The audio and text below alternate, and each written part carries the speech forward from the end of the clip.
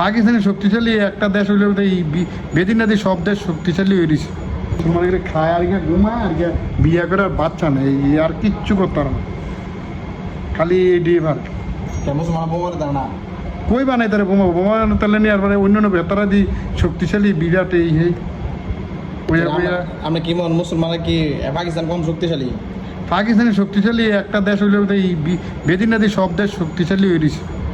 চীন হয়ে দিছে, আমেরিকা, কোরিয়া, এরপরে ওই যে কিতানাকে ওই যে ইসরায়েলের লোকে জানি ফিলিস্তানের লোকে জানি ইসরায়েলি যুদ্ধ লাগে, তারা শক্তিশালী, তারা সকলে বাপ ডায় সারা বিশ্বের মুসলমানের তারা। আমরা এই জিনিসটি থেকে সরে আইতে হবে, এই সব মুসলমান একাত হইতে হবে, বিশ্বের মুসলমান এক তাইলে ঠিক আছে, বুঝছেনি?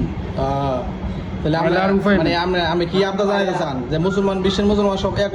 হ্যাঁ, বিশ্বের মুসলমান সব এক হওয়া উচিত। আর বিশ্বের যে মুসলমান যে বড় বড় নেতারা তারা লিড দেওয়ানো দরকার। তার হেতারা যখন পারে, আত্মা আছে, চোখ আছে, ব্রেইন আছে, সব পারে, তারা বোমা বানাইতে পারে, বিভিন্ন জিনিস বানাইতে পারে। আমরা মুসলমানে পারে না করি, এইটার প্রশ্নটা উত্তর দিতে। তারা মুসলমান তো পারানোর কথা বেশি, তারা গায়ে গরু, তারা গরু খেলে তারা ব্রেইন ভালো হওয়ার কথা। তাহলে আমরা কি করেন? ইন্ডিয়া লোক পাকিস্তান পারতো না? ইন্ডিয়ার লাগে পাকিস্তান পারতো না এটা কই না। আমার কথা হলো বিশ্বের মুসলমান সব এক হইতে হবে, ওই সেরা এরপরে তোমার মনে করে একত্র হইতে হবে। ওইলে কোনো দেশের কোনো বেদিন, খ্রিস্টান, হিন্দু, তারা কোনো দেশে তারা বয়ে মারতো না। মানে আমরা মুসলমান এক না, সব বইলেও স্বার্থপর।